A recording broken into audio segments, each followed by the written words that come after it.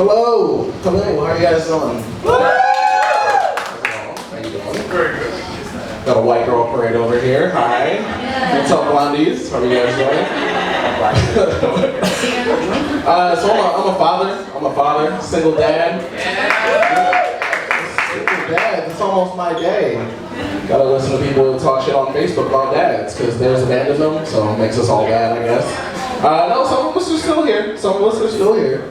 I spent a lot of time at the park with my son, and like, he's a little afro like me. So he's always like rolling around in the grass, he's getting like dirt and like a bunch of bullshit in his hair, right? Like every time I go to the park, I have the thought, I'm just like, I should put a hat on him so, you know, he doesn't get a bunch of shit in his hair. It literally takes like 20 minutes to get sticks out of an afro. I don't know if you guys know that. It does, it's tough.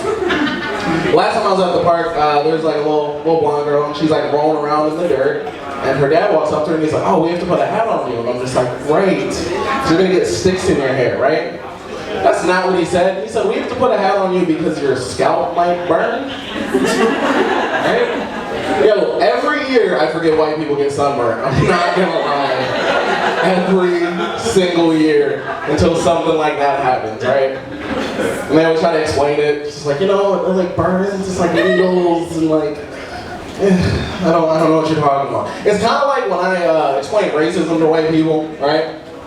Like we all know what happens, it just doesn't happen to me, so I don't have to worry about it. You guys know what I'm talking about? Woo! Alright, you guys definitely get sunburned. I knew that walking in. It's so much brighter in here than it was. My ex, my baby mama, is Asian and Jewish. It's a pretty good mix, so we have a little Jew-fro afro baby, made Tiger Woods. I am gonna start putting them in golf classes, or maybe tennis classes. Malaysians are doing good things nowadays, man. They really are, you know? But when we were together, like I live in Providence, Rhode Island, right? When we were together, like, walk down the street with our son, like little mixed baby, and like I get high fives, like congratulations and things like that. I don't know, I think people thought that I was like moving on up because I was with a white girl. Honestly, I settled, so it's kind of insulting. They congratulated me. Now that I'm a single dad, it does get a little bit weird when I walk around with my son alone though. Because people just assume that I stole somebody's Guatemalan child. Like, they don't get what's actually happening there. They don't. I love my kid. I do. He's one of the greatest people in the world. Like, I truly love him. Truly love him. But with that being said, he's the worst person to hang out with. He actually is. He's pretty shitty. And you guys have kids? You got faces? You guys have kids?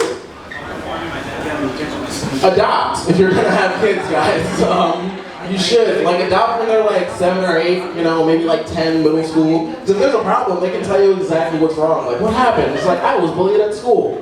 Alright, now we know how to fix that. Dealing with the toddlers is like very different, right? This is what it's like talking to my toddler day to day. He'll like run around the house, and he like stops and starts shaking, his face gets all red and shit, and I'm just like, hey guy, like, do you need to poop? He's like, no. Favorite word is no. I'm like, you need to poop? No. You need to pee? No. Are you hungry? Thirsty? You want toys? No, no, no. And then he just looks me in the eyes and he shits himself. Like, he's an asshole, man. I showed him a Bruce Lee movie. I showed him all the Bruce Lee movies because I'm responsible, right? And now he thinks he can fight. Like, he really thinks that he's Bruce Lee, and I'm just like every other nigga in a Bruce Lee movie, just getting their ass beat by Bruce Lee. Like, if I walk up to him at any point in the day and I'm just like, hey, put him up, he's just like throwing punches and kicks and shit like that. I just take his head and throw it back. It's just like, big-headed baby. I have carpet, guys. Calm down. I'm not a monster. I'm not pulling on the hardwood, like the fuck. Builds character. Builds character. Single now? Hey. Not ready to mingle. Y'all stay the fuck away from me, man. I don't know. Not ready to mingle.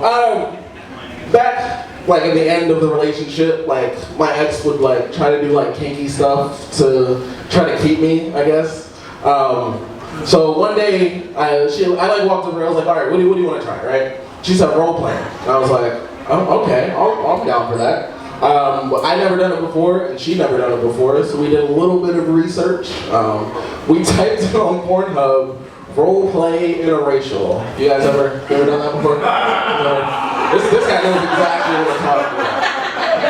What you come across is something that we like to call race play. And what that is just a funny way of my white girlfriend calling me a nigga and me just being fine with it because my dick's hard. And, you know, it wasn't cool. Which, honestly, every time I tell that joke, I'm like, I don't know who they're making it for. And it's like this guy right here. He's for it.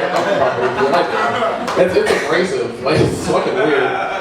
We didn't do that though. We did something a little bit different. We did what we call reverse race play.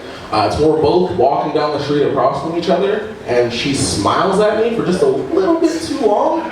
So then I call the cops. And happy Juneteenth. All right, I'm Jay Lee. Thank you.